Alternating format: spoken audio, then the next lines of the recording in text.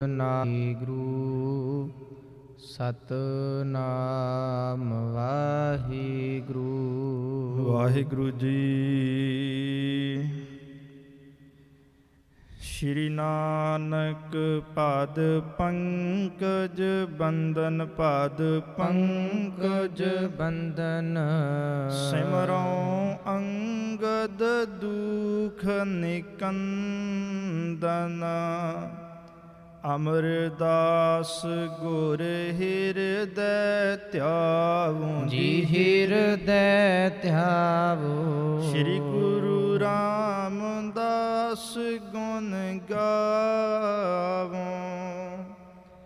ਸ਼੍ਰੀ ਅਰਜਨ ਬਿਗਨਨ ਕੇ ਨਾਸ਼ਕ ਬਿਗਨਨ ਕੇ ਨਾਸ਼ਕ ਹਰਿ ਗੋਬਿੰਦ ਸ਼ੁਭ ਸੁਮਤ ਪ੍ਰਕਾਸ਼ਕ। ਸ਼੍ਰੀ ਹਰਿ ਰਾਏ ਨਮੋ ਕਰ ਜੋਰੀ ਨਮੋ ਕਰ ਜੋਰੀ। ਸ਼੍ਰੀ ਹਰਿ ਕ੍ਰਿਸ਼ਨ ਮਨਾਏ ਬਹੋਰੀ। ਤੇਗ ਬਹਾਦਰ ਪਰਮ ਕਿਰਪਾਲਾ ਜੀ ਪਰਮ ਕਿਰਪਾਲਾ। ਸ਼੍ਰੀ ਗੁਰੂ ਗੋਬਿੰਦ ਸਿੰਘ ਵਿਸਾਲਾ। ਧਰੋਂ ਧਰਾ ਪਰ ਪੁਨ ਪੁਨ ਸੀਸਾ ਜੀ ਪੁਨ ਪੁਨ ਸੀਸਾ। ਬੰਦੋਂ ਬਾਰ ਬਾਰ ਜਗਦੀਸ਼ਾ। ਬੰਦੋਂ ਬਾਰ ਬਾਰ ਜਗਦੀਸ਼ਾ। ਜਿਸ ਮੈਂ ਅੰਮ੍ਰਿਤ ਗਿਆਨ ਹੈ ਮਾਨਕ ਭਗਤ ਵੈਰਾਗ। ਸ਼੍ਰੀ ਗੁਰੂ ਗ੍ਰੰਥ ਸਾਹਿਬ ਉਦਦ ਬੰਦੋਂ ਕਰ ਅਨੁਰਾਗ। ਏਕ ਓੰਕਾਰਾ ਸਤਿਗੁਰੂ ਤੇ ਪ੍ਰਸਾਦ ਸਚ ਹੋਏ। ਵਾਹਿਗੁਰੂ ਜੀ ਕੀ ਫਤਿਹ। ਵਿਘਨ ਵਿਨਾਸ਼ਨ ਸੋਏ। ਏਕ ਓੰਕਾਰਾ ਸਤਿਗੁਰੂ ਤੇ ਪ੍ਰਸਾਦ ਸਚ ਹੋਏ। ਵਾਹਿਗੁਰੂ ਜੀ ਕੀ ਫਤਿਹ। ਵਿਘਨ ਵਿਨਾਸ਼ਨ ਸੋਏ। ਇਹ ਬਿਦ ਬਦਨ ਬਦਤ ਸਦਨ ਪਰਦ ਪਤੰ। ਨੀਚੇ ਤੁਲਸਾ ਹੁਤੀ ਨਿਰਖ ਜਗ ਬਤਤੰ। ਬਧੂ ਪ੍ਰਾਤ ਜੀ ਆਏ ਬਦਨ ਅਰਬਿੰਦਿਆ। ਓ ਆਨੰਦ ਕੰਦ ਮੁਕੰਦ ਕਦਨ ਦੁਖ ਦੁੰਦਿਆ। ਵਾਲੀਏ ਕੁਲ ਆਲਮ ਕਾਦਰੇ ਮੁਤਲਕ ਹਾਜ਼ਰਾ ਹਜੂਰ ਜ਼ਾਹਰਾ ਜਹੂਰ। ਹਸਤੀਏ ਮੁਕੱਦਸ ਰਾਜਾਨ ਰਾਜ ਪਾਨਾਨ ਭਾਨ ਦੇਵਾਨ ਦੇਵ ਉਪਮਾ ਮਹਾਨ। ਸ਼ਬਦ ਗੁਰ ਪੀਰਾ ਗਹਿਰ ਗੰਭੀਰਾ ਬਿਨ ਸ਼ਬਦੈ ਜਗ ਬਉਰਾਨੰ। ਪੋਥੀ ਪਰਮੇਸ਼ਰ ਕਾ ਥਾਨ ਧੰਨ ਧੰਨ ਸਤਿਗੁਰੂ। ਸ਼੍ਰੀ ਗੁਰੂ ਗ੍ਰੰਥ ਸਾਹਿਬ ਸੱਚੇ ਪਾਤਸ਼ਾਹ ਮਹਾਰਾਜ ਜਿਨ੍ਹਾਂ ਨੇ ਅਪਾਰ ਬਖਸ਼ਿਸ਼ ਕਰਕੇ ਰਹਿਮ ਕਰਕੇ ਸ਼ਾਮਾਂ ਵਾਲੇ ਦੇ ਦੀਵਾਨ ਸਜਾਉਣ ਦਾ ਉਦਮ ਉਪਰਾਲਾ ਤਰੁੱਠ ਕੇ ਰਹਿਮ ਕਰਕੇ ਬਖਸ਼ਿਸ਼ ਕੀਤਾ ਹੈ। ਗੁਰਦੁਆਰਾ ਖਾਲਸਾ ਦੀਵਾਨ ਵਿਖੇ ਨਿੱਤਾ ਪ੍ਰਤ ਤਵਾਰੀਖ ਦੀ ਜੋ ਵਿਚਾਰ ਮਹਾਕਵੀ ਸੰਤੋਖ ਸਿੰਘ ਚੂੜਾਮਣ ਜੀ ਨੇ ਕਾਵ ਰਚਨਾ ਦੇ ਰੂਪ ਅੰਦਰ ਸ਼੍ਰੀ ਗੁਰਪ੍ਰਤਾਪ ਸੂਰਜ ਗ੍ਰੰਥ ਦੇ ਅੰਦਰ ਜੋ ਦਰਜ ਕੀਤਾ ਤੇ ਇਸ ਦੀ ਵਿਚਾਰ ਚੱਲ ਰਹੀ ਹੈ। ਜਿਤਨੀ ਵੀ ਸਿੱਖ ਸੰਗਤ ਸਤਿਗੁਰੂ ਜੀ ਦੇ ਦਰਬਾਰ ਅੰਦਰ ਬੈਠਣ ਦੀ ਭਾਗਸ਼ਾਲਤਾ ਨੂੰ ਪ੍ਰਾਪਤ ਕਰ ਰਹੇ ਹੋ ਜਾਂ ਇੰਟਰਨੈਟ ਦੇ ਮਾਧਿਅਮ ਰਾਹੀਂ ਦੂਰ ਦੁਰਾਡੇ ਵੀ ਗੁਰੂ ਘਰ ਦੇ ਦੀਵਾਨ ਦੀ ਹਾਜ਼ਰੀ ਭਰ ਰਹੇ ਹੋ। ਆਓ ਗੁਰਮਤਿ ਵਿਚਾਰਾਂ ਤਵਾਰੀਖ ਦੀ ਵਿਚਾਰ ਆਰੰਭ ਕਰਨ ਤੋਂ ਪਹਿਲਾਂ ਗੁਰੂ ਬਖਸ਼ਿਸ਼ ਕੀਤੀ ਫਤਿਹ ਦੀ ਸਾਂਝ ਕਰੀਏ। ਸਾਰੀ ਸੰਗਤ ਅਸੀਸ ਪ੍ਰਦਾਨ ਕਰੋ। ਫਤਿਹ ਬੁਲਾਓ, ਆਖੋ ਜੀ ਵਾਹਿਗੁਰੂ ਜੀ ਕਾ ਖਾਲਸਾ ਵਾਹਿਗੁਰੂ ਜੀ ਕੀ ਫਤਿਹ। ਏ ਬਿਦ ਬਦਨੈ ਬਦਦ ਸਦਨ ਪਰ ਦਪੰਤੰ ਨੀਚੇ ਤੁਲਸਾ ਹੁਤੀ ਨਿਰਖ ਜਗ ਬਦੰਤੰ। ਜੋ ਇਤਿਹਾਸ ਅਸੀਂ ਕੱਲ੍ਹ ਦੇ ਰੋਜ਼ ਤੱਕ ਬਿਆਨਿਆ ਵਿਚਾਰਿਆ ਸਰਵਣ ਕੀਤਾ, ਤਿਸ ਤਹਿਤ ਮਹਾਕਵੀ ਸੰਤੋਖ ਸਿੰਘ ਜੀ ਨੇ ਦੱਸਿਆ ਸੀ ਆਪਣੀ ਕਾਵਿ ਰਚਨਾ ਦੇ ਅੰਦਰ ਕਿ ਗੁਰੂ ਨਾਨਕ ਦੇਵ ਸਾਹਿਬ ਸੱਚੇ ਪਾਤਸ਼ਾਹ ਮਹਾਰਾਜ ਉਹ ਸੁਲਤਾਨਪੁਰ ਲੋਧੀ ਦੇ ਅੰਦਰ ਮਸਜਿਦ ਦੇ ਵਿੱਚ ਗਏ, ਜਿੱਥੇ ਸਾਹਿਬਾਂ ਨੇ ਨਵਾਬ ਦੌਲਤ ਖਾਂ ਲੋਧੀ ਅਤੇ ਕਾਜੀ ਜੀ ਦੇ ਨਾਲ ਨਮਾਜ਼ ਦੇ ਅੰਦਰ ਹਾਜ਼ਰੀ ਭਰੀ, ਅਤੇ ਜੋ ਕੁਝ ਉਹਨਾਂ ਦੇ ਮਨ ਦੇ ਵਲਵਲੇ ਸਨ ਉਹ ਸਾਰੇ ਹੀ ਸੰਸਾਰ ਦੇ ਅੰਦਰ ਜਗ ਜ਼ਾਹਰ ਕਰ ਦਿੱਤੇ। ਕੋਈ ਘਰ ਦੇ ਅੰਦਰ ਸੂਈ ਘੋੜੀ ਉਹਦੇ ਵਿਸ਼ੇਰੇ ਦੀ ਸਾਂਭ ਸੰਭਾਲ ਦੇ ਅੰਦਰ ਮਨ ਕਰਕੇ ਰੁੱਝਿਆ ਹੋਇਆ ਸੀ। ਕੋਈ ਵਿਅਕਤੀ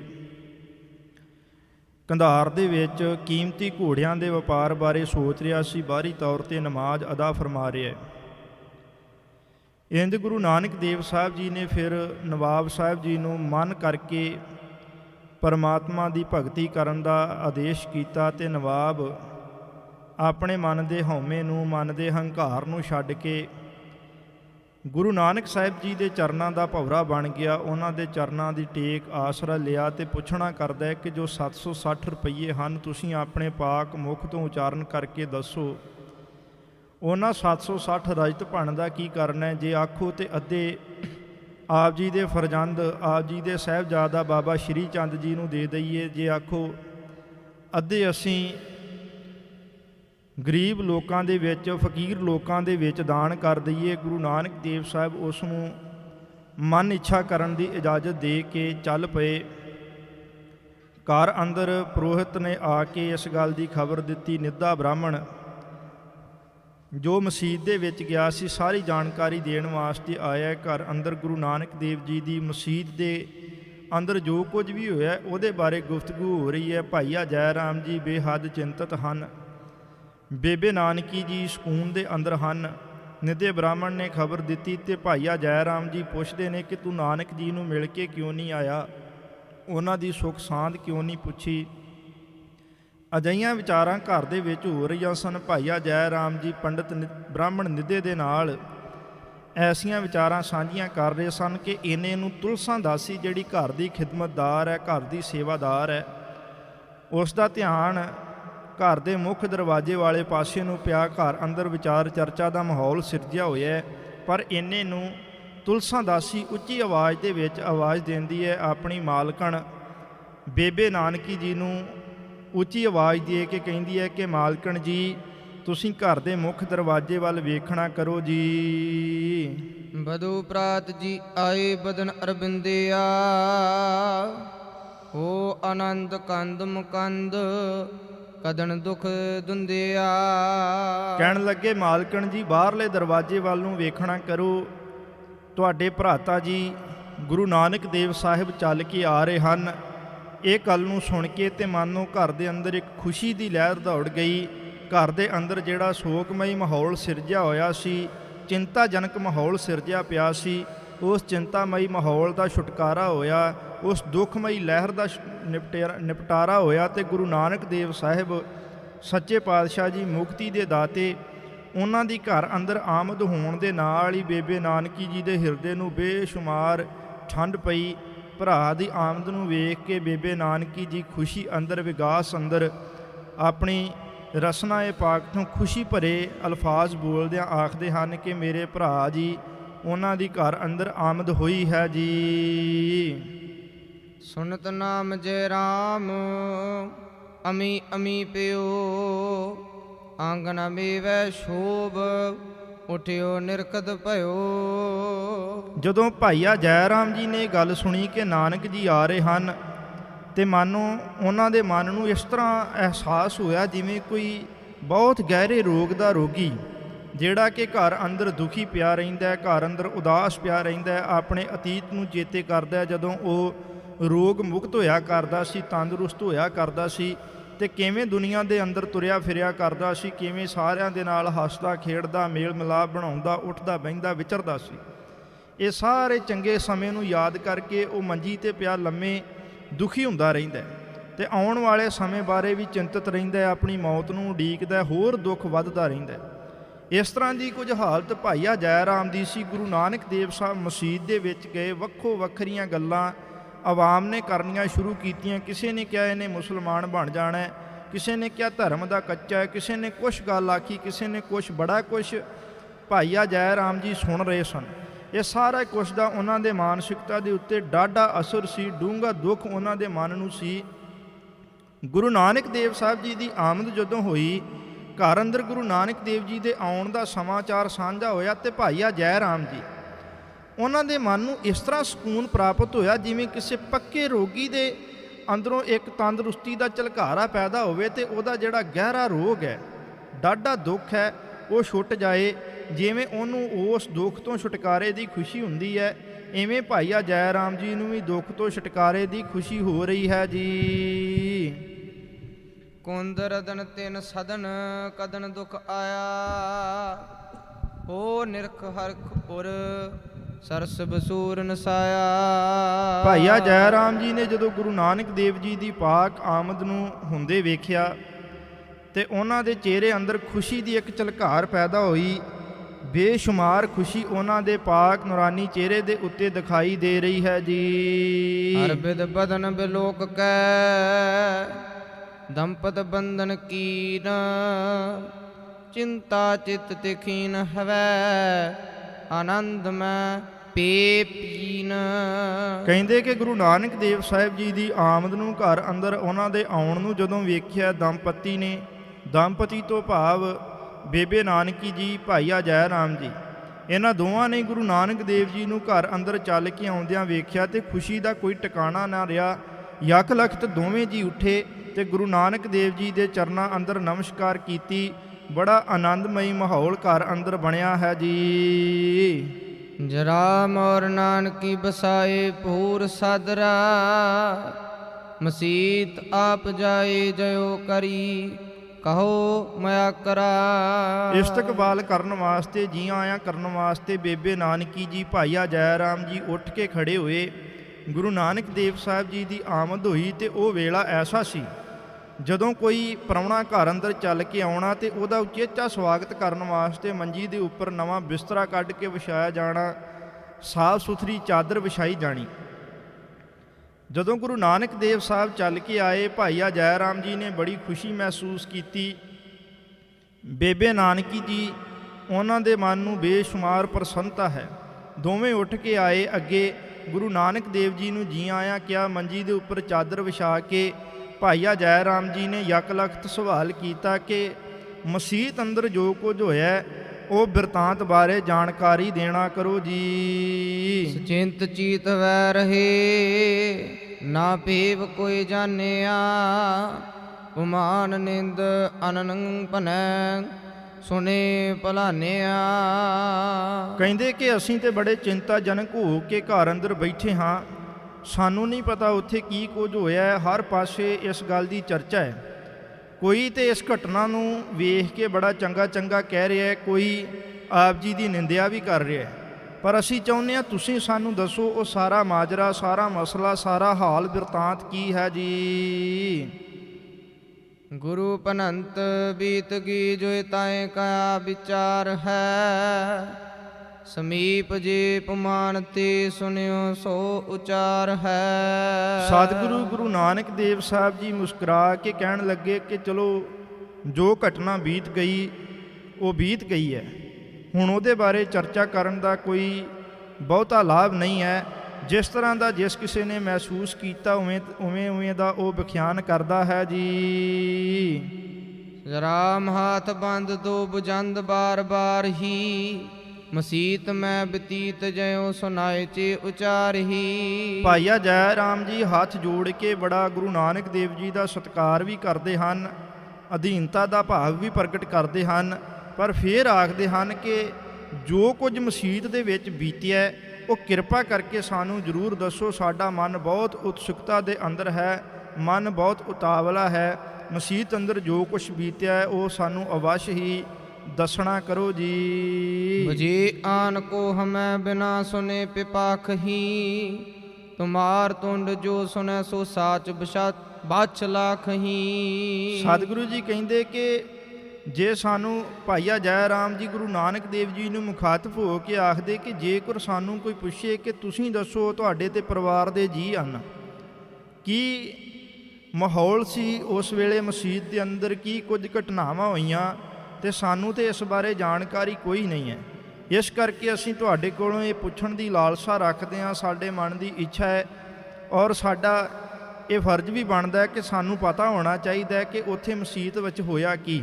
ਇਸ ਵਾਸਤੇ ਸਾਡੀ ਇਹ ਵਿਨਮਰ ਬੇਨਤੀ ਹੈ, ਬੜੀ ਅਦਬ ਤੇ ਸਤਿਕਾਰ ਸਹਿਤ ਆਪ ਜੀ ਨੂੰ ਬੇਨਤੀ ਹੈ ਕਿ ਸਾਨੂੰ ਜ਼ਰੂਰ ਦੱਸੋ, ਕੋਈ ਸਾਡੇ ਕੋਲੋਂ ਪੁੱਛੇ ਤੇ ਸਾਨੂੰ ਪਤਾ ਹੋਵੇ ਕਿ ਮਸਜਿਦ ਵਿੱਚ ਉਸ ਵੇਲੇ ਕੀ ਘਟਨਾ ਹੋਈ ਹੈ ਜੀ। ਭਈ ਜੋ ਆਦ ਅੰਤ ਲੋ ਬਖਾਨ ਆਪ ਕੀਜੈ, ਸਭੈ ਸੁਨਾਏ ਬਾਤ ਕੋ ਆਨੰਦ ਮੋਹਿ ਦੀਜੈ।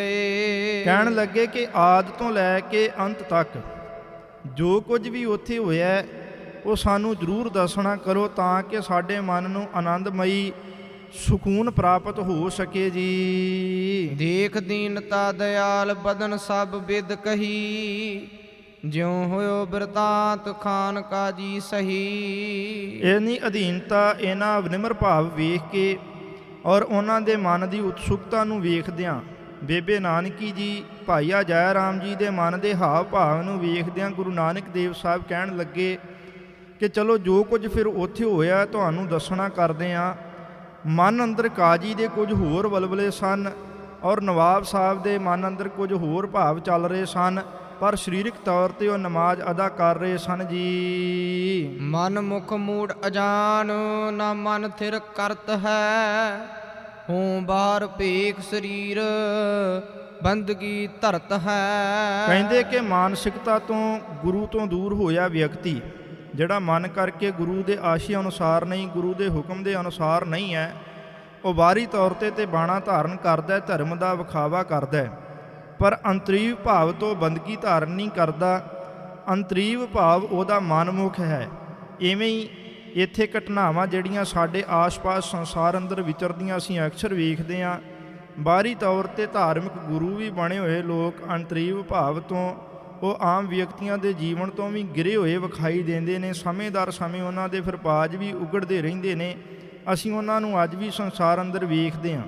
ਕਿੰਨੇ ਲੋਕ ਐਸੇ ਜਿਹੜੇ ਧਾਰਮਿਕ ਅਖਵਾਉਂਦੇ ਹੋਏ ਵੀ ਕੁਕਰਮਾਂ ਦੀ ਸਜ਼ਾ ਭੁਗਤ ਰਹੇ ਨੇ, ਜੇਲ੍ਹਾਂ ਦੇ ਵਿੱਚ ਬੰਦ ਪਏ ਨੇ। ਸਤਿਗੁਰੂ ਗੁਰੂ ਨਾਨਕ ਦੇਵ ਸਾਹਿਬ ਕਹਿੰਦੇ ਕਿ ਅਜਿਹੀ ਹਾਲਤ ਹੀ ਉਸ ਅਣਜਾਣ ਵਿਅਕਤੀ ਦੀ ਹੈ, ਉਸ ਮੂਰਖ ਪ੍ਰਾਣੀ ਦੀ ਹੈ, ਜਿਹਨੇ ਬਾਹਰੋਂ ਤੇ ਧਰਮ ਦਾ ਬਾਣਾ ਧਾਰਨ ਕੀਤਾ ਹੋਇਆ, ਪਰ ਅੰਤਰੀਵ ਭਾਵ ਦੇ ਵਿੱਚ ਧਰਮ ਨਹੀਂ, ਦੁਰਾਚਾਰ ਭਰਿਆ ਹੋਇਆ ਹੈ ਜੀ। ਗਰਭ ਕਰੈ ਨਿਜ ਹਿਰਦੇ ਖੁਦਾਏ ਕੇ ਜਾਦ ਹੈ, ਛੂਛੇ ਪ੍ਰੇਮ ਬਹੀਨ ਵੇਖ ਸਭ ਬਾਦ ਹੈ। ਫਿਰ ਐਸੇ ਸ਼ਖਸ ਇਸ ਗੱਲ ਦਾ ਵੀ ਹੰਕਾਰ ਕਰ ਲੈਂਦੇ ਨੇ ਕਿ ਵੇਖੋ ਮੈਂ ਧਾਰਮਿਕ ਹੋਣ ਦਾ ਬਾਣਾ ਤੇ ਧਾਰਨ ਕੀਤਾ ਹੈ, ਇਹ ਮੇਰੀ ਬਾਹਰੀ ਦੇਖ ਹੈ। ਲੋਕ ਇਸ ਗੱਲ ਤੋਂ ਪ੍ਰਭਾਵਿਤ ਹੁੰਦੇ ਨੇ, ਜਿਵੇਂ ਕੋਈ ਬਗਲਾ ਉਹ ਤਲਾਬ ਦੇ ਕਿਨਾਰੇ ਅੱਖਾਂ ਬੰਦ ਕਰਕੇ ਬੈਠ ਜਾਏ, ਇੱਕ ਲੱਤ ਦੇ ਭਾਰ ਖਲੋਤਾ ਹੋਵੇ ਤੇ ਡੱਡੀਆਂ ਔਰ ਮੱਛੀਆਂ ਇਸ ਗੱਲ ਦਾ ਭੁਲੇਖਾ ਪਾਇਆ ਜਾਂਦਾ ਉਹਨਾਂ ਨੂੰ ਕਿ ਜਿਵੇਂ ਕੋਈ ਭਗਤ ਹੈ, ਪਰ ਦਰਅਸਲ ਉਹ ਭਗਤੀ ਨਹੀਂ ਕਰ ਰਿਹਾ, ਉਹ ਸ਼ਿਕਾਰ ਕਰਨ ਵਾਸਤੇ ਇਸ ਗੱਲ ਦੀ ਆੜ ਲਗਾ ਕੇ ਬੈਠਾ ਕਿ ਜਦੋਂ ਕੋਈ ਡੱਡੀ ਜਾਂ ਮੱਛੀ ਉਹਦੇ ਕੋਲ ਆਵੇ ਤੇ ਉਸੇ ਵੇਲੇ ਆਪਣੀ ਚੁੰਝ ਅੰਦਰ ਫਸਾ ਕੇ ਉਹਦਾ ਆਹਾਰ ਕਰ ਲੈਂਦਾ। ਇਵੇਂ ਹੀ ਇਹ ਧਾਰਮਿਕ ਲੋਕ ਨੇ ਜਿਨ੍ਹਾਂ ਦਾ ਪਾਜ ਗੁਰੂ ਨਾਨਕ ਦੇਵ ਸਾਹਿਬ ਜੀ ਨੇ ਸਮੇਂ ਦਰ ਸਮੇਂ ਸੰਸਾਰ ਦੇ ਅੰਦਰ ਉਘੇੜਿਆ। ਸਾਹਿਬ ਗੁਰੂ ਨਾਨਕ ਦੇਵ ਸੱਚੇ ਪਾਤਸ਼ਾਹ ਜੀ ਕਹਿੰਦੇ ਕਿ ਐਸੇ ਸ਼ਖਸ ਇਸ ਗੱਲ ਦਾ ਵੀ ਹੰਕਾਰ ਕਰਦੇ ਵੇਖੇ ਜਾਂਦੇ ਨੇ ਕਿ ਮੈਂ ਧਾਰਮਿਕ ਹਾਂ ਤੇ ਮੈਂ ਹਰ ਵੇਲੇ ਰੱਬ ਨੂੰ ਯਾਦ ਕਰਦਾ ਰਹਿਣਾ, ਹਰ ਵੇਲੇ ਰੱਬ ਦੀ ਯਾਦ ਮੇਰੇ ਮਨ ਅੰਦਰ ਬਣੀ ਰਹਿੰਦੀ ਹੈ। ਇਸ ਗੱਲ ਦਾ ਵੀ ਹੰਕਾਰ ਕਰਦੇ ਨੇ ਤੇ ਪ੍ਰੇਮ ਤੋਂ ਬਿਨਾਂ ਸਖਣੇ ਛੂਛੇ ਹੋਏ ਇਹ ਵਿਅਕਤੀ ਆਪਣਾ ਜੀਵਨ ਇੰਝ ਹੀ ਅਜਾਈ ਬਤੀਤ ਕਰਦੇ ਹਨ ਜੀ। ਵਿਸ਼ੈ ਮੋਹ ਮੈਂ ਫਸੇ ਸਦਾ ਮਨ ਤੈ ਬਸੇ, ਹੋ ਉਰਜੇ ਸਵਾਦਨ ਬਾਦ ਪ੍ਰਭੂ ਰਸ ਕਿਉਂ ਰਸੈ। ਕਹਿੰਦੇ ਕਿ ਬਾਹਰੀ ਤੌਰ ਤੇ ਰਸਾਂ ਕਸਾਂ ਦੇ ਅੰਦਰ ਰੁੱਝੇ ਹੋਏ ਵਿਅਕਤੀ ਜਿਹੜੇ ਧਾਰਮਿਕ ਹੋਣ ਦਾ ਵਿਖਾਵਾ ਤੇ ਕਰਦੇ ਨੇ, ਪਰ ਮਨ ਕਰਕੇ ਪ੍ਰਮਾਤਮਾ ਦੇ ਨਾਮ ਦੇ ਅੰਦਰ ਭਿੱਜੇ ਨਹੀਂ, ਮੋਹ ਦੇ ਰਸ ਅੰਦਰ ਮੋਹ ਦੇ ਵਿਸ਼ੇ ਅੰਦਰ ਗ੍ਰਸੇ ਹੋਏ, ਜ਼ੁਬਾਨ ਦੇ ਰਸ ਅੰਦਰ ਫਸੇ ਹੋਏ ਇਹ ਵਿਅਕਤੀ ਐਸੇ ਬਹੁਤ ਸਾਰੇ ਸੰਸਾਰ ਅੰਦਰ ਵੇਖੇ ਜਾਂਦੇ ਹਨ, ਜਿਹੜੇ ਬਾਹਰੋਂ ਤੇ ਧਾਰਮਿਕ ਨੇ ਪਰ ਅੰਦਰੋਂ ਨਹੀਂ। ਇਹੋ ਜਿਹੇ ਲੋਕ ਜਿਹੜੇ ਨੇ, ਇਹਨਾਂ ਦੇ ਮਨ ਅੰਦਰ ਦਇਆ ਦਾ ਭਾਵ ਉਹ ਕਦੀ ਪ੍ਰਗਟ ਨਹੀਂ ਹੁੰਦਾ ਹੈ ਜੀ। ਜੈ ਤੇ ਮਨ ਤਿਨ ਹੁਤੋ ਬਤਾਇਓ ਸਭ ਸਹੀ, ਕਰਤ ਜਗਤ ਕੋ ਧੰਦ ਸਥਿਰ ਇੱਕ ਛਿਨ ਨਹੀਂ। ਕਹਿੰਦੇ ਕਿ ਜੋ ਕੁਝ ਉਹਨਾਂ ਦੇ ਫਿਰ ਮਨ ਅੰਦਰ ਸੀ, ਅਸੀਂ ਸਾਰਾ ਕੁਝ ਜਿਉਂ ਦਾ ਤਿਉਂ ਬਿਰਤਾਂਤ ਸਾਰੇ ਸੰਸਾਰ ਦੇ ਸਾਹਮਣੇ ਪੇਸ਼ ਕਰ ਦਿੱਤਾ। ਜਿਸ ਕਿਸੇ ਦੇ ਮਨ ਅੰਦਰ ਜੋ ਕੁਝ ਚੱਲ ਰਿਹਾ ਸੀ, ਅਸੀਂ ਸਾਰਾ ਕੁਝ ਬਿਆਨ ਕਰ ਦਿੱਤਾ। ਕਿਉਂਕਿ ਇਹ ਜਿਹੜਾ ਮਨ ਹੈ ਕਿਸੇ ਦਾ ਵੀ ਇਹ ਥਿਰ ਨਹੀਂ ਰਹਿੰਦਾ। ਮਨ ਦੀ ਅਸਥਿਰਤਾ ਹੋਣ ਕਰਕੇ ਜਗਤ ਅੰਦਰ ਵੱਡਾ ਪਸਾਰਾ ਜਿਹੜਾ ਹੈ ਉਹ ਡਾਵਾਂ ਡੋਲ ਰਹਿੰਦਾ ਹੈ। ਮਨ ਦੀ ਅਸਥਿਰਤਾ ਕਰਕੇ ਹੀ ਸੰਸਾਰ ਦੇ ਬਹੁਤ ਸਾਰੇ ਕੰਮ ਉਹ ਬੇਤਰਤੀਬੇ ਚੱਲਦੇ ਰਹਿੰਦੇ ਹਨ। ਇਸ ਲਈ ਸਤਿਗੁਰੂ ਜੀ ਕਹਿਣ ਲੱਗੇ ਕਿ ਜੋ ਕੁਝ ਇਹਨਾਂ ਦੇ ਮਨ ਅੰਦਰ ਸੀ ਉਹ ਅਸੀਂ ਬਿਆਨ ਕਰ ਦਿੱਤਾ ਹੈ ਜੀ। ਸੁਣ ਕਰ ਨਿਮਿਓ ਨਰੇਸ਼ ਸੋ ਨਿਸ਼ਚਾ ਪਾਇ ਕੈ, ਓ ਬਖਸ਼ੋ ਭੂਲ ਜੋ ਪਨਿਓ ਦਇਆ ਮਨ ਲਾਇਕੈ। ਜੋ ਕੁਝ ਵੀ ਇਹਨਾਂ ਦੇ ਮਨ ਦਾ ਸੀ ਜਦੋਂ ਅਸੀਂ ਪ੍ਰਗਟ ਕਰਕੇ ਸਾਰੇ ਸੰਸਾਰ ਦੇ ਸਾਹਮਣੇ ਰੱਖਿਆ, ਤੇ ਨਰੇਸ਼ ਤੋਂ ਭਾਵ ਨਵਾਬ ਦੌਲਤ ਖਾਂ ਲੋਧੀ, ਜੋ ਨਰੇਸ਼ ਦੀ ਫਿਰ ਮਨੋਬਿਰਤੀ ਸੀ ਉਹ ਸਾਰੇ ਸੰਸਾਰ ਦੇ ਸਾਹਮਣੇ ਪ੍ਰਗਟ ਹੋ ਗਈ। ਪ੍ਰਗਟ ਹੋ ਜਾਣ ਦੇ ਕਰਕੇ ਉਹਦੇ ਅੰਦਰ ਦਾ ਹੰਕਾਰ ਟੁੱਟ ਗਿਆ, ਉਹਦਾ ਮਨ ਮੂਕ ਹੋ ਗਿਆ, ਮਨ ਅੰਦਰ ਨਿਮਰ ਭਾਵ ਪੈਦਾ ਹੋ ਗਿਆ, ਤੇ ਉਹਨੇ ਆਪਣੇ ਮਨ ਦੇ ਹੰਕਾਰ ਨੂੰ ਛੱਡ ਕੇ ਆਪਣਾ ਆਪ ਗੁਰੂ ਦੇ ਸਾਹਮਣੇ ਪ੍ਰਗਟ ਕਰਦਿਆਂ ਆਖਿਆ ਕਿ ਹੁਣ ਮੈਂ ਤੁਹਾਡਾ ਸਿੱਖ ਹਾਂ, ਮੇਰੇ ਤੇ ਰਹਿਮ ਕਰੋ। ਸਤਿਗੁਰੂ ਜੀ ਕਹਿੰਦੇ ਕਿ ਜਦੋਂ ਉਹਦੇ ਮਨ ਅੰਦਰ ਅਜਿਹਾ ਭਾਵ ਪੈਦਾ ਹੋਇਆ, ਉਹਨੇ ਮਨ ਨੇ ਸਮਰਪਿਤ ਭਾਵ ਦੀ ਪ੍ਰਤਿੱਗਿਆ ਕੀਤੀ, ਪ੍ਰਗਟਾਵਾ ਕੀਤਾ, ਤੇ ਸਾਡੇ ਮਨ ਅੰਦਰ ਵੀ ਦਇਆ ਆਈ, ਜਿਸ ਕਰਕੇ ਅਸੀਂ ਫਿਰ ਉਸ ਨੂੰ ਬਖਸ਼ ਦਿੱਤਾ ਹੈ ਜੀ। ਬਹੁਰ ਦਰਬ ਕੀ ਬਾਤ ਨਵਾਬ ਬਖਾਨਿਆ, ਅਰਧ ਦੇਨ ਸ਼੍ਰੀ ਚੰਦ ਅਰਧ ਹਿਤ ਦਾਨਿਆ। ਜੋ ਗੱਲ ਨਵਾਬ ਜੀ ਨੇ ਗੁਰੂ ਨਾਨਕ ਦੇਵ ਜੀ ਨੂੰ ਨਮਸਕਾਰ ਕਰਨ ਮੱਥਾ ਟੇਕਣ ਉਪਰੰਤ ਆਖੀ ਸੀ ਕਿ ਤੁਹਾਡੇ 760 ਰਜਤ ਭਾਣ 760 ਰੁਪਈਏ ਉਹਨਾਂ ਦਾ ਤੁਸੀਂ ਜੋ ਆਖੋ ਅਸੀਂ ਉਹੀ ਕਰਾਂਗੇ। ਜੇ ਆਖੋ ਤੇ ਸ਼੍ਰੀ ਚੰਦ ਜੀ ਨੂੰ ਦੇ ਦਿਆਂਗੇ, ਅੱਧੇ ਸ਼੍ਰੀ ਚੰਦ ਜੀ ਨੂੰ ਭੇਟ ਕਰ ਦਿਆਂਗੇ, ਅੱਧੇ ਅਸੀਂ ਫਕੀਰਾਂ ਨੂੰ ਦਾਨ ਕਰ ਦਿਆਂਗੇ।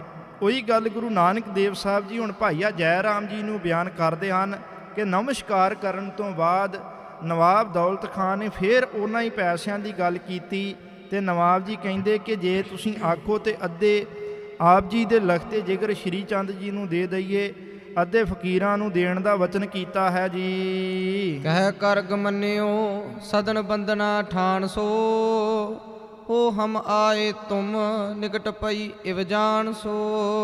ਕਹਿਣ ਲੱਗੇ ਕਿ ਇਹ ਗੱਲ ਜਦੋਂ ਹੋ ਗਈ, ਨਵਾਬ ਨੇ ਬੰਦਨਾ ਕੀਤੀ, ਨਮਸਕਾਰ ਕੀਤੀ ਤੇ ਆਪਣੇ ਘਰ ਨੂੰ ਵਾਪਸ ਚਲਾ ਗਿਆ। ਨਵਾਬ ਜਦੋਂ ਵਾਪਸ ਚਲਾ ਗਿਆ, ਅਸੀਂ ਵੀ ਮਸਜਿਦ ਦੇ ਵਿੱਚੋਂ ਤੁਰੇ ਹਾਂ ਤੇ ਆਪ ਜੀ ਦੇ ਪਾਸ ਆ ਪਹੁੰਚੇ ਹਾਂ ਜੀ। ਜੀਜਾ ਜੀ ਇਉਂ ਕਰੀ ਭਲੀ ਕਹਿੰਦੋ ਬੁਰੀ, ਚਤਰ ਬਰਨ ਕੀ ਭਰ ਹੁਤੀ ਤਹਿ ਬਹਿ ਜੁਰੀ। ਆਪਣੇ ਭਾਈਆ ਜੀ ਨੂੰ ਮੁਖਾਤਬ ਹੋ ਕੇ ਗੁਰੂ ਨਾਨਕ ਦੇਵ ਸਾਹਿਬ ਜੀ ਕਹਿੰਦੇ ਹਨ ਕਿ ਜੀਜਾ ਜੀ ਅਸੀਂ ਇਸ ਤਰ੍ਹਾਂ ਫਿਰ ਉੱਥੇ ਸਾਰੀ ਘਟਨਾ ਇਹ ਬਤੀਤ ਕੀਤੀ ਹੈ, ਇਸ ਤਰ੍ਹਾਂ ਇਹ ਸਾਰੀ ਘਟਨਾ ਵਾਪਰੀ ਹੈ। ਅਸੀਂ ਨਵਾਬ ਦੇ ਜੋ ਮਨ ਅੰਦਰ ਸੀ ਉਹ ਸਾਰੇ ਸੰਸਾਰ ਦੇ ਸਾਹਮਣੇ ਪ੍ਰਗਟ ਕਰ ਦਿੱਤਾ ਹੈ। ਅਸੀਂ ਇਹ ਤੁਹਾਡੇ ਪਾਸੋਂ ਨਿਰਣਾ ਚਾਹੁੰਦੇ ਹਾਂ ਕਿ ਕੀ ਅਸੀਂ ਇਹ ਸਹੀ ਕੀਤਾ ਜਾਂ ਇਹਦੇ ਅੰਦਰ ਕੋਈ ਬੇਦਸਤੂਰੀ ਗੱਲ ਸੀ ਜੋ ਕਿ ਦਰੁਸਤ ਨਹੀਂ ਹੈ ਜੀ। ਸਭਨ ਸੁਨੇਹੀ ਵਾਕ ਹਸੀ ਅਤਸ਼ੈ ਭਈ, ਹੋ ਸੁਨ ਇਵ ਸ਼ਰਵਣ ਜਰਾਮ ਚਿੰਤ ਚਿਤ ਦੁਰ ਗਈ। ਕਹਿਣ ਲੱਗੇ ਕਿ ਜਦੋਂ ਅਸੀਂ ਸਾਰਿਆਂ ਦੇ ਸਾਹਮਣੇ ਮਨੋਬਿਰਤੀਆਂ ਦੇ ਭਾਵ ਪ੍ਰਗਟ ਕਰ ਦਿੱਤੇ, ਕਾਜੀ ਦਾ ਮਨ ਦਾ ਅਹਿਸਾਸ, ਨਵਾਬ ਜੀ ਦੇ ਮਨ ਦਾ ਵਲਵਲਾ, ਇਹ ਸਾਰਾ ਕੁਝ ਬਿਆਨ ਕਰ ਦਿੱਤਾ ਤੇ ਲੋਕ ਤੇ ਹੱਸਣ ਲੱਗ ਪਏ ਸਨ। ਜਿੰਨੀ ਵੀ ਮਖਲੂਕਾਤ, ਜਿੰਨੀ ਵੀ ਲੁਕਾਈ ਉੱਥੇ ਖੜੀ ਸੀ, ਸਾਰੇ ਹੱਸਣ ਲੱਗ ਪਏ। ਤੇ ਫਿਰ ਵੀ ਜੋ ਕੁਝ ਸੱਚ ਸੀ ਅਸੀਂ ਬਿਆਨ ਕੀਤਾ। ਇਹ ਗੱਲਾਂ ਨੂੰ ਸੁਣ ਕੇ ਭਾਈਆ ਜੈ ਰਾਮ ਜੀ ਦੇ ਮਨ ਨੂੰ ਬੜਾ ਸਕੂਨ ਪ੍ਰਾਪਤ ਹੋਇਆ ਤੇ ਉਹਨਾਂ ਦੀ ਸਾਰੀ ਚਿੰਤਾ ਜੋ ਗੁਰੂ ਨਾਨਕ ਦੇਵ ਜੀ ਦੇ ਸਾਰੇ ਘਟਨਾਕ੍ਰਮ ਨੂੰ ਲੈ ਕੇ ਭਾਈਆ ਜੈ ਰਾਮ ਜੀ ਬੜੇ ਚਿੰਤਤ ਸਨ, ਉਹ ਸਾਰੀ ਚਿੰਤਾ ਖਤਮ ਹੋ ਗਈ ਹੈ ਜੀ। ਜਰਾਮ ਜੋਰ ਹਾਥ ਬੈਨ ਅਨੰਨ ਬਖਾਨ ਹੈ, ਭਲੀ ਸਦੀਵ ਆਪ ਕ੍ਰਿਤ ਕੋ ਬੁਰੀ ਸੋ ਮਾਨ ਹੈ। ਭਾਈਆ ਜੈ ਰਾਮ ਜੀ ਨੇ ਹੱਥ ਜੋੜੇ, ਗੁਰੂ ਨਾਨਕ ਦੇਵ ਜੀ ਦਾ ਬੜਾ ਸਤਿਕਾਰ ਕੀਤਾ ਤੇ ਕਹਿਣ ਲੱਗੇ ਕਿ ਤੁਸੀਂ ਜੋ ਕੁਝ ਕੀਤਾ ਹੈ, ਉਹ ਸਾਰਾ ਕੁਝ ਸਹੀ ਹੋਇਆ ਹੈ ਜੀ। ਮਯੰਕ ਕੁਮਾਰ ਤੰਡ ਜਯੋ ਉਮਾਨੰ ਅਦੰਦਨਾ ਤਰਾਵਰਤਰ ਆਪ ਤੈ ਸਮੂਖ ਦਾਨ ਦਾਸ ਦਾ। ਕਹਿੰਦੇ ਕਿ ਜਿਵੇਂ ਧਰਤੀ ਨੂੰ ਸੂਰਜ ਵੀ ਸੁੱਖ ਦਿੰਦਾ ਹੈ ਔਰ ਚੰਦਰਮਾ ਵੀ ਸੁੱਖ ਦਿੰਦਾ ਹੈ। ਜੇਕਰ ਸੂਰਜ ਨਾ ਹੋਵੇ, ਹਨੇਰਾ ਹੈ, ਸੂਰਜ ਦੀ ਰੋਸ਼ਨੀ ਤੋਂ ਬਿਨਾਂ ਵੀ ਵਿਅਕਤੀ ਦਾ ਜੀਵਨ ਸੰਭਵ ਨਹੀਂ ਹੈ, ਤੇ ਚੰਦਰਮਾ ਤੋਂ ਬਿਨਾਂ ਵੀ ਸੰਸਾਰ ਦੇ ਅੰਦਰ ਬਹੁਤ ਸਾਰਾ ਕੁਝ ਅਧੂਰਾ ਹੈ। ਇਵੇਂ ਸੂਰਜ ਵੀ ਇੱਕ ਤਰੀਕੇ ਨਾਲ ਵਿਅਕਤੀ ਨੂੰ ਸੁੱਖ ਦੇ ਰਿਹਾ, ਚੰਦਰਮਾ ਵੀ ਸੁੱਖ ਦੇ ਰਿਹਾ। ਜਿਵੇਂ ਸੂਰਜ ਤੇ ਚੰਦਰਮਾ ਦੋਵੇਂ ਹੀ ਸੰਸਾਰ ਵਿੱਚ ਵਸਦੇ ਲੋਕਾਂ ਨੂੰ ਸੁੱਖ ਦਿੰਦੇ ਹਨ, ਇਸ ਤਰ੍ਹਾਂ ਗੁਰੂ ਨਾਨਕ ਦੇਵ ਸਾਹਿਬ ਸੱਚੇ ਪਾਤਸ਼ਾਹ ਉਹ ਸਾਰੇ ਸੰਸਾਰ ਨੂੰ ਸੁੱਖ ਦੇਣ ਵਾਸਤੇ ਆਏ ਹਨ।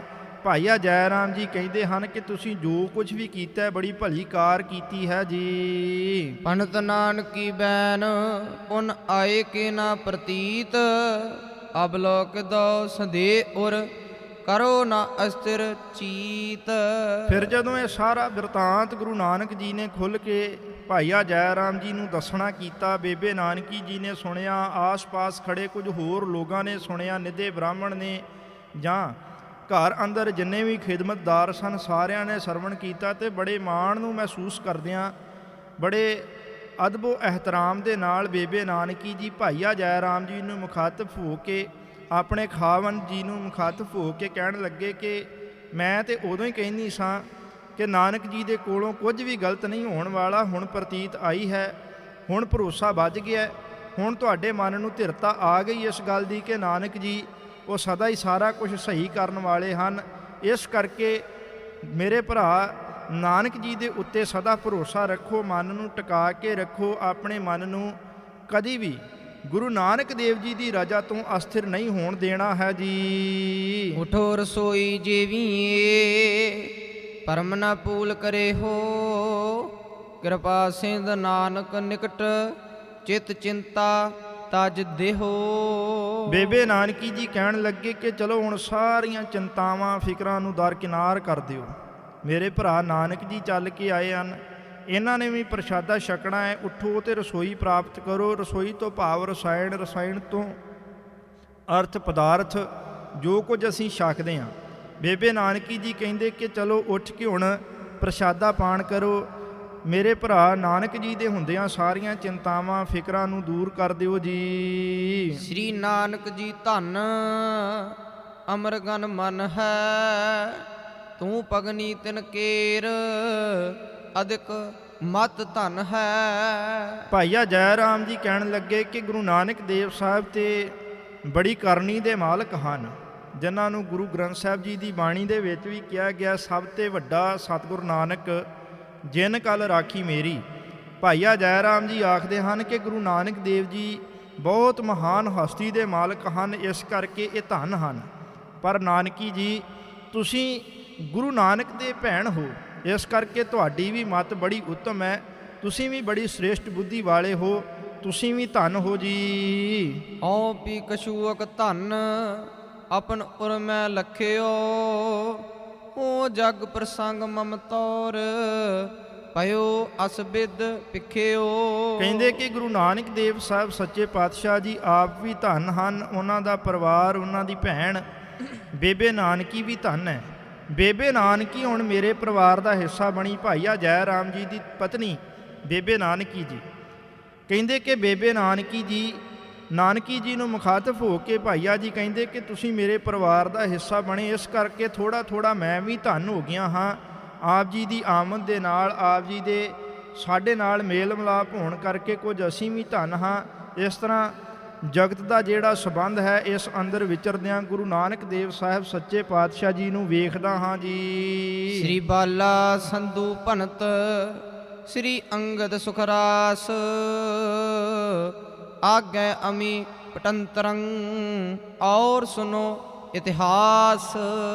ਇਸ ਤਰ੍ਹਾਂ ਇਸ ਦ੍ਰਿਸ਼ਟਾਂਤ ਨੂੰ ਅੱਗੇ ਵਧਾਉਂਦਿਆਂ, ਇਸ ਕਥਾ ਨੂੰ ਅੱਗੇ ਵਧਾਉਂਦਿਆਂ ਭਾਈ ਬਾਲਾ ਜੀ ਗੁਰੂ ਅੰਗਦ ਦੇਵ ਸਾਹਿਬ ਜੀ ਨੂੰ ਆਖਦੇ ਹਨ ਕਿ ਇਹ ਦੀਨ ਦਿਆਲ ਸਤਿਗੁਰੂ ਸਾਹਿਬ ਸ੍ਰੀ ਗੁਰੂ ਅੰਗਦ ਦੇਵ ਜੀ, ਹੁਣ ਇਸ ਤੋਂ ਅਗਲੇਰਾ ਇਤਿਹਾਸ ਨੂੰ ਸਰਵਣ ਕਰੋ, ਜੋ ਕਿ ਮੈਂ ਬੜੇ ਪ੍ਰੇਮ ਸਹਿਤ ਆਪ ਜੀ ਦੇ ਸਮਕਸ਼ ਬਿਆਨ ਕਰ ਰਿਹਾ ਹਾਂ ਜੀ। ਬਾਰ ਬਾਰ ਕਹਿ ਬੌਰ ਸੰਗ ਨਾਨਕ ਲਿਏ, ਉੱਠੇ ਅਚਨ ਬਰ ਅਸਨ ਜਰਾ ਮੈਂ ਸੁਖ ਭਏ। ਕਹਿੰਦੇ ਕਿ ਭਾਈਆ ਜੈ ਰਾਮ ਜੀ ਗੁਰੂ ਨਾਨਕ ਦੇਵ ਸਾਹਿਬ ਜੀ ਨੂੰ ਬੜੇ ਪਿਆਰ ਸਤਿਕਾਰ ਦੇ ਨਾਲ ਜਿੰਨੀਆਂ ਵੀ ਗੱਲਾਂ ਬਾਤਾਂ ਹੋਈਆਂ, ਜੋ ਕੁਝ ਵਿਚਾਰ ਚਰਚਾਵਾਂ ਹੋਈਆਂ, ਸਾਰੀਆਂ ਉਹਨਾਂ ਨੇ ਵਿਚਾਰ ਚਰਚਾਵਾਂ ਬੜੇ ਅਦਬੋ ਇਹਤਰਾਮ ਦੇ ਨਾਲ ਸੁਣੀਆਂ। ਮਨ ਨੂੰ ਬੜਾ ਸਕੂਨ ਪ੍ਰਾਪਤ ਹੋਇਆ।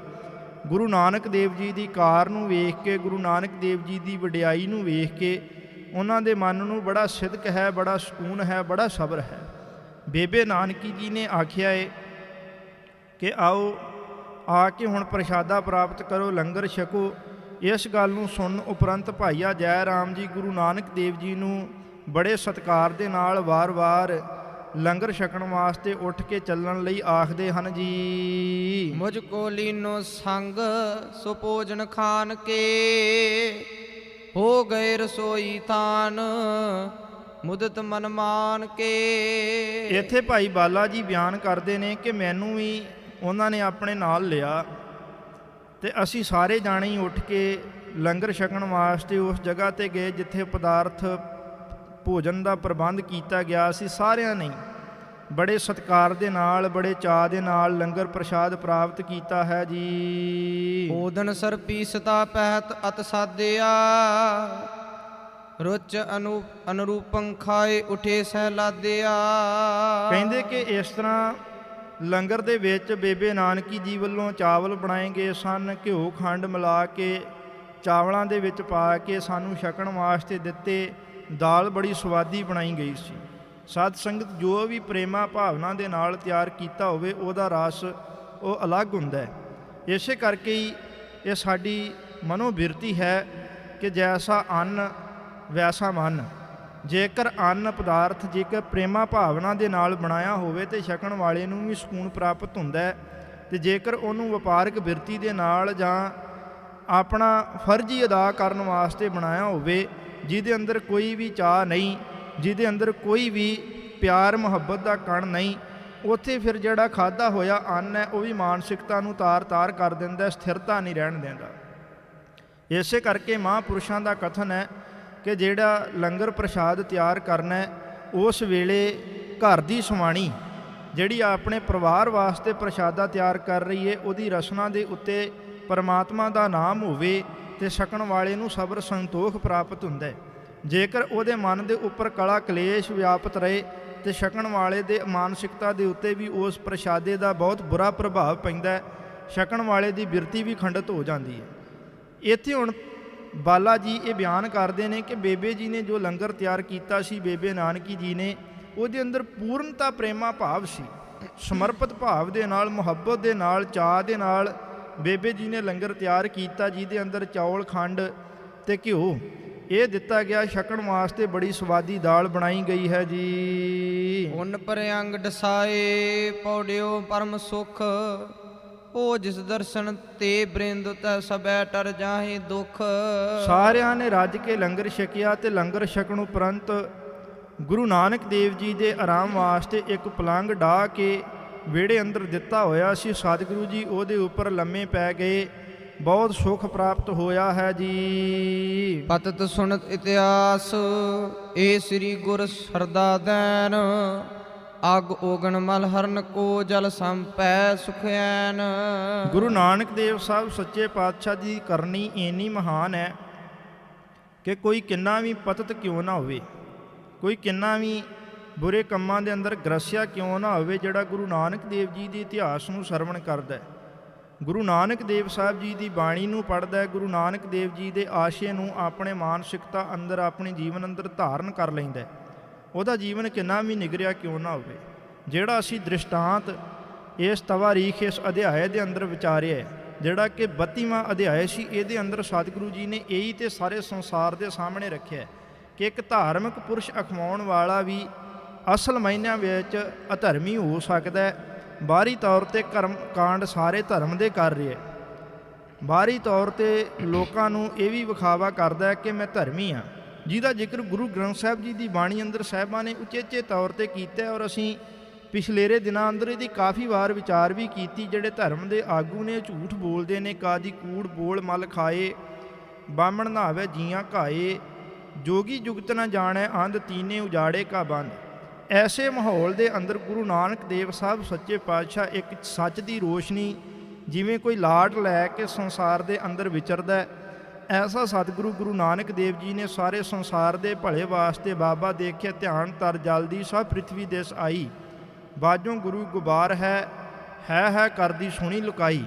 ਗੁਰੂ ਨਾਨਕ ਦੇਵ ਸਾਹਿਬ ਦਿਵ ਦ੍ਰਿਸ਼ਟੀ ਦੇ ਨਾਲ ਵੇਖਦੇ ਨੇ ਜੋ ਕਰਤੇ ਪੁਰਖ ਨੇ ਫਰਮਾਨ ਕੀਤਾ। ਗੁਰੂ ਨਾਨਕ ਦੇਵ ਸਾਹਿਬ ਜੀ ਨੂੰ ਸੰਸਾਰ ਦਾ ਭਲਾ ਕਰਨ ਵਾਸਤੇ ਆਦੇਸ਼ ਕੀਤਾ, ਸੱਚ ਨਾਮ ਦਾ ਭੋਜਨ ਬਖਸ਼ਿਸ਼ ਕੀਤਾ। ਇਹ ਸਾਰੀਆਂ ਅਜ਼ਮਤਾਂ ਰਹਿਮਤਾਂ ਲੈ ਕੇ ਗੁਰੂ ਨਾਨਕ ਦੇਵ ਸਾਹਿਬ ਸੱਚੇ ਪਾਤਸ਼ਾਹ ਜੀ ਸੰਸਾਰ ਦੇ ਅੰਦਰ ਆਏ ਤੇ ਗੁਰੂ ਨਾਨਕ ਦੇਵ ਸਾਹਿਬ ਜੀ ਨੇ ਇੱਕ ਹੋਕਾ ਦਿੱਤਾ ਸੀ, ਨਾ ਕਿ ਹਿੰਦੂ ਨਾ ਮੁਸਲਮਾਨ। ਇਸ ਹੋਕੇ ਦਾ ਸੰਸਾਰ ਦੇ ਲੋਕਾਂ ਨੇ ਇਹ ਭਾਵ ਲਿਆ ਕਿ ਹੁਣ ਗੁਰੂ ਨਾਨਕ ਦੇਵ ਸਾਹਿਬ ਸੱਚੇ ਪਾਤਸ਼ਾਹ ਜੀ ਨੂੰ ਮਸੀਤ ਅੰਦਰ ਲਿਜਾ ਕੇ ਉਹਨਾਂ ਦੇ ਸੱਚ ਨੂੰ ਪਰਖਣ ਦੀ ਕੋਸ਼ਿਸ਼ ਕੀਤੀ ਗਈ ਕਿ ਕੀ ਨਾਨਕ ਜੀ ਸਾਰੇ ਸੰਸਾਰ ਵਾਸਤੇ ਵਾਕਈ ਸਾਂਝੇ ਹਨ। ਜੇਕਰ ਤੇ ਸਾਂਝੇ ਨੇ ਫਿਰ ਮਸੀਤ ਵੀ ਇਹਨਾਂ ਨੂੰ ਉਹੀ ਜਿਹੀ, ਮੰਦਰ ਵੀ ਉਹੋ ਜਿਹਾ ਹੈ, ਦੇਹ ਵਾਲੇ ਅੰਦਰ ਜਾਣ ਅੰਦਰ ਵੀ ਇਹਨਾਂ ਨੂੰ ਕੋਈ ਮਾਨਸਿਕਤਾ ਨੂੰ ਕੋਈ ਉਥਲ ਪੁਥਲ ਨਹੀਂ ਹੋਏਗੀ, ਸਥਿਰ ਮਨ ਨਾਲ ਇਹ ਦੇਹ ਵਾਲੇ ਵੀ ਜਾ ਸਕਦੇ ਨੇ। ਇਹੀ ਕੁਝ ਪਰਖਣ ਵਾਸਤੇ ਨਵਾਬ ਦੌਲਤ ਖਾਨ ਲੋਧੀ ਗੁਰੂ ਨਾਨਕ ਦੇਵ ਸਾਹਿਬ ਜੀ ਨੂੰ ਮਸੀਤ ਵਿੱਚ ਲੈ ਕੇ ਗਿਆ ਸੀ, ਜਿੱਥੇ ਸਤਿਗੁਰੂ ਗੁਰੂ ਨਾਨਕ ਦੇਵ ਸਾਹਿਬ ਜੀ ਬਿਨਾਂ ਝਿਜਕ ਬਿਨਾਂ ਕੋਈ ਸ਼ੱਕ ਸ਼ੁਬੇ ਸ਼ਿਕੰਦੇ ਗਏ। ਸਤਿਗੁਰੂ ਜੀ ਨੇ ਨਮਾਜ਼ ਅਦਾ ਕਰਨ ਦਾ ਜੋ ਸੱਚਾ ਸਲੀਕਾ ਸੀ ਉਹ ਕਾਜੀ ਜੀ ਨੂੰ ਵੀ ਬਿਆਨ ਕੀਤਾ ਤੇ ਉਹ ਨਵਾਬ ਜੀ ਨੂੰ ਵੀ ਸਮਝਾਇਆ ਸੀ। ਹੁਣ ਨਵਾਬ ਜੀ ਗੁਰੂ ਨਾਨਕ ਦੇਵ ਜੀ ਦੇ ਚਰਨਾਂ ਦੇ ਭੌਰੇ ਬਣ ਗਏ ਤੇ ਜਿਹੜਾ ਵੀ ਕੋਈ ਸਿੱਖ ਗੁਰੂ ਨਾਨਕ ਦੇਵ ਜੀ ਦੇ ਇਸ ਇਤਿਹਾਸ ਨੂੰ ਸੁਣੇਗਾ, ਜਿਹੜਾ ਵੀ ਕੋਈ ਗੁਰੂ ਨਾਨਕ ਦੇਵ ਜੀ ਦੀ ਇਸ ਸਿੱਖਿਆ ਨੂੰ ਆਪਣੀ ਜ਼ਿੰਦਗੀ ਅੰਦਰ ਧਾਰਨ ਕਰੇਗਾ, ਉਹਦਾ ਯਕੀਨਨ ਛੁਟਕਾਰਾ ਹੋ ਜਾਏਗਾ, ਉਹ ਸੰਸਾਰ ਸਮੁੰਦਰ ਤੋਂ ਪਾਰ ਹੋ ਜਾਏਗਾ। ਜਿਹੜਾ ਗੁਰੂ ਨਾਨਕ ਦੇਵ ਜੀ ਦੀ ਸਿੱਖਿਆ ਨੂੰ ਸੁਣਦਾ, ਗੁਰੂ ਗ੍ਰੰਥ ਸਾਹਿਬ ਜੀ ਦੀ ਬਾਣੀ ਦਾ ਅਟਲ ਫਰਮਾਨ ਹੈ, ਸਾਧ ਸੰਗਤ ਗੁਰ ਨਾਨਕ ਜਿਨ ਸੁਣਿਆ ਪੇਖਿਆ ਸੇ ਫਿਰ ਗਰਭਾਸ ਨਾ ਭਰਿਆ ਰੇ। ਜਿਨ੍ਹੇ ਗੁਰੂ ਨਾਨਕ ਦੇਵ ਜੀ ਨੂੰ ਆਪਣੀ ਪਾਕ ਨੇਤਰਾਂ ਦੇ ਨਾਲ ਵੇਖ ਲਿਆ, ਉਹਦੇ ਨੇਤਰਾਂ ਦੀ ਦ੍ਰਿਸ਼ਟੀ ਵੀ ਦਿਵ ਹੋ ਗਈ, ਪਵਿੱਤਰ ਹੋ ਗਈ। ਗੁਰੂ ਨਾਨਕ ਦੇਵ ਜੀ ਨੂੰ ਵੇਖਣ ਵਾਲਾ ਵੀ ਮੁਕਤ ਹੋ ਜਾਂਦਾ ਹੈ, ਗੁਰੂ ਨਾਨਕ ਦੇਵ ਜੀ ਨੂੰ ਸੁਣਨ ਵਾਲਾ ਵੀ ਇਸ ਸੰਸਾਰ ਸਮੁੰਦਰ ਤੋਂ ਤਰ ਜਾਂਦਾ ਹੈ। ਇਹੀ ਗੱਲ ਮਹਾਕਵੀ ਸੰਤੋਖ ਸਿੰਘ ਜੀ ਬਿਆਨ ਕਰਦੇ ਹਨ ਕਿ ਗੁਰੂ ਨਾਨਕ ਦੇਵ ਸਾਹਿਬ ਜੀ ਦਾ ਇਤਿਹਾਸ ਜੇਕਰ ਕੋਈ ਪਤਤ ਵੀ ਸੁਣੇ, ਪਤਤ ਤੋਂ ਭਾਵ ਜਿਹੜਾ ਕਰਮ ਕਾਂਡਾਂ ਦੇ ਵਿੱਚ ਗਿਰਿਆ ਹੋਇਆ, ਕਾਮ ਕ੍ਰੋਧ ਲੋਭ ਮੋਹ ਹੰਕਾਰ ਦੇ ਵਸ ਹੋ ਕੇ ਆਪਣੀ ਜ਼ਿੰਦਗੀ ਜੀਵ ਰਿਹਾ, ਜਿਹੜਾ ਸੰਸਾਰ ਦੇ ਅੰਦਰ ਦੁਰਾਚਾਰੀ ਜੀਵਨ ਜੀਵ ਰਿਹਾ, ਜਿਹੜਾ ਬੁਰੇ ਆਚਰਣ ਵਾਲਾ ਵਿਅਕਤੀ ਹੈ, ਜਿਹਦਾ ਆਚਰਣ ਸੰਸਾਰੀ ਰਹੁ ਰੀਤਾਂ ਤੋਂ ਗਿਰਿਆ ਹੋਇਆ, ਜੇਕਰ ਉਹ ਵੀ ਗੁਰੂ ਨਾਨਕ ਦੇਵ ਜੀ ਦੇ ਇਤਿਹਾਸ ਨੂੰ ਮਨ ਕਰਕੇ ਸੁਣੇ। ਵੈਸੇ ਤੇ ਕਹਿਣ ਨੂੰ ਸੁਣਨ ਨੂੰ ਬਹੁਤ ਕੁਝ ਪ੍ਰਚਾਰਿਆ ਜਾ ਰਿਹਾ ਹੈ ਔਰ ਬਿਆਨਿਆ ਜਾ ਰਿਹਾ ਹੈ, ਪਰ ਜੇਕਰ ਕੋਈ ਇਹ ਸਾਰਾ ਕੁਝ ਨੂੰ ਸੁਣ ਕੇ ਆਪਣੇ ਮਨੋਭਾਵ ਦੇ ਅੰਦਰ ਇਹਨੂੰ ਥਾਂ ਦੇਵੇ, ਮਨ ਅੰਦਰ ਇਹਨੂੰ ਧਾਰਨ ਕਰ ਲੇ, ਤੇ ਮਨ ਕਰਕੇ ਧਾਰਨ ਕਰਨ ਵਾਲਾ ਵਿਅਕਤੀ ਯਕੀਨਨ ਹੀ, ਮਹਾਕਵੀ ਜੀ ਕਹਿੰਦੇ ਨੇ ਕਿ ਸ਼ਰਧਾ ਜਿਸ ਦੇ ਮਨ ਅੰਦਰ ਗੁਰੂ ਨਾਨਕ ਦੇ ਇਤਿਹਾਸ ਪ੍ਰਤੀ ਉਤਪੰਨ ਹੋ ਜਾਏਗੀ, ਉਹ ਵਿਅਕਤੀ ਗੁਰੂ ਨਾਨਕ ਦੇਵ ਜੀ ਦੀ ਉਚੇਚੀ ਰਹਿਮਤ ਦਾ ਪਾਤਰ ਬਣ ਜਾਏਗਾ। ਜਿਵੇਂ ਨਵਾਬ ਸਾਹਿਬ ਬੇਸ਼ੱਕ ਉਹਨਾਂ ਨੂੰ ਆਪਣੇ ਰਾਜ ਦਾ ਹੰਕਾਰ ਸੀ, ਇਸੇ ਕਰਕੇ ਹੀ ਉਹਨਾਂ ਨੇ ਕੁਝ ਵਿਅਕਤੀਆਂ ਨੂੰ ਭੇਜ ਕੇ ਗੁਰੂ ਨਾਨਕ ਦੇਵ ਜੀ ਨੂੰ ਫੜ ਕੇ ਲਿਆਉਣ ਦੀ ਵੀ ਗੱਲ ਕੀਤੀ ਕਿ ਜੇਕਰ ਸਾਡਾ ਆਦੇਸ਼ ਸੁਣ ਕੇ ਉਹ ਸ਼ਮਸ਼ਾਨ ਘਾਟ ਦੇ ਵਿੱਚੋਂ ਨਹੀਂ ਆਉਂਦੇ ਤੇ ਉਹਨਾਂ ਨੂੰ ਫੜ ਕੇ ਵੀ ਲੈ ਕੇ ਆਓ। ਹੁਣ ਜਿਹੜਾ ਫੜ ਕੇ ਲਿਆਉਣ ਦੀ ਗੱਲ ਕਰਦਾ ਸੀ, ਗੁਰੂ ਨਾਨਕ ਦੇਵ ਜੀ ਦੇ ਆਦੇਸ਼ ਨੂੰ ਸੁਣ ਕੇ, ਉਹਨਾਂ ਦੀ ਬਾਣੀ ਨੂੰ ਸੁਣ ਕੇ, ਉਹਨਾਂ ਦੀਆਂ ਰਹਿਮਤਾਂ ਦਾ ਪਾਤਰ ਬਣਿਆ ਤੇ ਫੜ ਕੇ ਲਿਆਉਣ ਵਾਲਾ ਵੀ ਗੁਰੂ ਨਾਨਕ ਦੇਵ ਜੀ ਦੇ ਚਰਨ ਫੜ ਕੇ ਬਹਿ ਗਿਆ। ਇੰਨੀ ਬਖਸ਼ਿਸ਼ ਵਰਤਾਈ ਕਿ ਜਿਹੜਾ ਗੁਰੂ ਨਾਨਕ ਦੇਵ ਜੀ ਨੂੰ ਫੜ ਕੇ ਲਿਆਉਣ ਦੀ ਗੱਲ ਕਰਦਾ ਸੀ, ਫਿਰ ਸਤਿਗੁਰੂ ਜੀ ਦੇ ਚਰਨ ਫੜ ਕੇ ਕਹਿੰਦਾ ਕਿ ਹੁਣ ਮੇਰੇ ਤੇ ਰਹਿਮ ਕਰੋ, ਮੈਨੂੰ ਸਿੱਖੀ ਦੀ ਦਾਤ ਦਿਓ। ਇਸੇ ਤਰ੍ਹਾਂ ਜਦੋਂ ਕੋਈ ਕਠੋਰ ਮਨ ਵਾਲਾ ਵੀ ਗੁਰੂ ਨਾਨਕ ਦੇ ਚਰਨਾਂ ਅੰਦਰ ਆ ਕੇ ਗੁਰੂ ਨਾਨਕ ਦੀ ਸੰਗਤ ਵਿੱਚ ਆ ਕੇ ਬੈਠੇਗਾ, ਗੁਰੂ ਨਾਨਕ ਦੇਵ ਜੀ ਦੇ ਉਪਦੇਸ਼ ਨੂੰ ਸੁਣੇਗਾ, ਉਹਦਾ ਮਨ ਮੋਮ ਦੀ ਤਰ੍ਹਾਂ ਪਿਘਲ ਜਾਏਗਾ। ਕਠੋਰ ਮਨ ਦੇ ਉੱਪਰ ਵੀ ਗੁਰੂ ਨਾਨਕ ਦੇਵ ਸਾਹਿਬ ਜੀ ਦੇ ਸ਼ਬਦ ਦੀ ਐਸੀ ਰਹਿਮਤ ਵਰਸਦੀ ਏ ਕਿ ਪੱਥਰ ਹਿਰਦਿਆਂ ਵਾਲੇ ਵੀ ਮੋਮ ਦੇ ਲੋਕ ਕੇ ਗੁਰੂ ਨਾਨਕ ਦੇਵ ਜੀ ਦੇ ਚਰਨਾਂ ਤੇ ਢਹਿ ਪੈਂਦੇ ਨੇ। ਤੇ ਜਿਹੜਾ ਢਹਿ ਪਏ ਉਹ ਕਿੰਨਾ ਵੀ ਦੁਰਾਚਾਰੀ ਕਿਉਂ ਨਾ ਹੋਵੇ, ਕਿੰਨਾ ਵੀ ਪਤਤ ਕਿਉਂ ਨਾ ਹੋਵੇ, ਉਹਦਾ ਜੀਵਨ ਕਿੰਨਾ ਵੀ ਮਾੜਾ ਕਿਉਂ ਨਾ ਹੋਵੇ, ਫਿਰ ਸਤਿਗੁਰੂ ਗੁਰੂ ਨਾਨਕ ਦੇਵ ਸਾਹਿਬ ਜੀ ਦਇਆ ਦ੍ਰਿਸ਼ਟੀ ਕਰਦੇ ਹਨ, ਮਿਹਰ ਦੀ ਰਹਿਮਤ ਕਰਦੇ ਹਨ, ਮਿਹਰ ਭਰਿਆ ਹੱਥ ਰੱਖਦੇ ਹਨ। ਉਹ ਪਤਿਤ ਵੀ ਫਿਰ ਉਹਦੇ ਜੀਵਨ ਦਾ ਉਧਾਰ ਹੋ ਜਾਂਦਾ ਹੈ। ਉਹਦੇ ਆਗੋਗ ਭਾਵ ਕਿ ਉਹਦੇ ਕਰਮਾਂ ਦੇ ਜਿੰਨੇ ਵੀ ਮਲ ਹਨ, ਮੈਲ ਭਰੇ ਕਰਮ ਜਿੰਨੇ ਵੀ ਕੀਤੇ ਨੇ, ਦੁਰਾਚਾਰ ਕੀਤਾ, ਉਹ ਸਾਰੇ ਪਾਪ ਕਰਮਾਂ ਤੋਂ ਮੁਕਤੀ ਮਿਲ ਜਾਂਦੀ ਏ। ਐਸਾ ਗੁਰੂ ਨਾਨਕ ਦੇਵ ਜੀ ਦਾ ਅਗੰਮੀ ਇਤਿਹਾਸ ਹੈ। ਕਹਿਣ ਵਾਲੇ ਵੀ ਇਸ ਸੰਸਾਰ ਸਮੁੰਦਰ ਤੋਂ ਤਰ ਜਾਂਦੇ ਹਨ, ਸੁਣਨ ਵਾਲੇ ਵੀ ਇਸ ਸੰਸਾਰ ਸਮੁੰਦਰ ਤੋਂ ਤਰ ਜਾਂਦੇ ਹਨ। ਐਸਾ ਇਤਿਹਾਸ ਬਿਆਨ ਕਰਦਿਆਂ ਮਹਾਕਵੀ ਸੰਤੋਖ ਸਿੰਘ ਜੀ ਨੇ 32ਵੇਂ ਅਧਿਆਏ ਦੀ ਸਮਾਪਤੀ 'ਤੇ ਗੁਰੂ ਨਾਨਕ ਦੇਵ ਸਾਹਿਬ ਜੀ ਦੇ ਚਰਨਾਂ ਨੂੰ ਵਡਿਆਉਂਦਿਆਂ, ਉਹਨਾਂ ਦੇ ਇਤਿਹਾਸ ਨੂੰ ਵਡਿਆਉਂਦਿਆਂ ਆਖਿਆ ਹੈ ਕਿ ਗੁਰੂ ਨਾਨਕ ਦੇਵ ਜੀ ਦਾ ਇਤਿਹਾਸ ਸਾਰੇ ਸੰਸਾਰ ਨੂੰ ਬਹੁਤ ਜ਼ਿਆਦਾ ਸੁੱਖ ਪ੍ਰਦਾਨ ਕਰਨ ਵਾਲਾ ਹੈ। ਇਸ ਇਤਿਹਾਸ ਨੂੰ ਸੁਣਨ ਵਾਲਿਆਂ ਨੂੰ ਜੀਵਨ ਦੀ ਮੁਕਤੀ ਪ੍ਰਾਪਤ ਹੁੰਦੀ ਹੈ, ਸੰਸਾਰ ਸਮੁੰਦਰ ਤੋਂ ਮੁਕਤੀ ਪ੍ਰਾਪਤ ਹੁੰਦੀ ਹੈ। ਸਤਿਗੁਰੂ ਸਾਡੇ 'ਤੇ ਵੀ ਰਹਿਮ ਕਰਨ। ਅਸੀਂ ਗੁਰੂ ਨਾਨਕ ਦੇਵ ਜੀ ਦੇ ਇਤਿਹਾਸ ਨੂੰ ਬਿਆਨ ਕਰਕੇ, ਸਰਵਣ ਕਰਕੇ ਗੁਰੂ ਨਾਨਕ ਦੇਵ ਜੀ ਦੇ ਤਵਾਰੀਖ ਪ੍ਰਤੀ, ਉਹਨਾਂ ਦੇ ਉਪਦੇਸ਼ਾਂ ਪ੍ਰਤੀ ਸ਼ਰਧਾ ਦਾ ਭਾਵ ਪ੍ਰਗਟ ਕਰ ਸਕੀਏ। ਸਾਡਾ ਵੀ ਇਹ ਲੋਕ ਸੁਖੀਏ ਪਰਲੋਕ ਸੁਹੇਲੇ, ਨਾਨਕ ਹਰ ਪ੍ਰਭ ਆਪੇ ਮੇਲੇ, ਇਹ ਵਸਲ ਸਾਨੂੰ ਵੀ ਪ੍ਰਾਪਤ ਹੋਵੇ।